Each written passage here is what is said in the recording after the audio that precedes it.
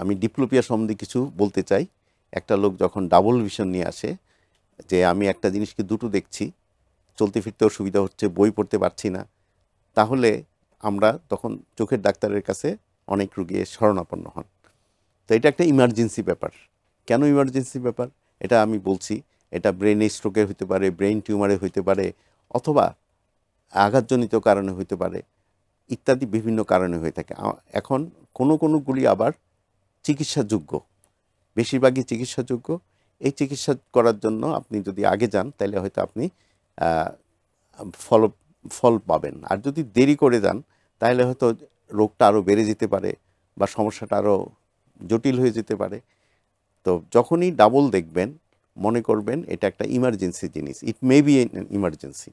কাজেই চোখের ডাক্তারের শরণাপন্ন হবেন। বেস্ট হয় যদি নিউরো অপথলমোলজিস্ট, নিউরো অপথলমোলজি মানে ব্রেইন এবং নার্ভের যে সংযোগ, ওখানে যদি সমস্যা হয়, কারণ চোখ is a part of the brain.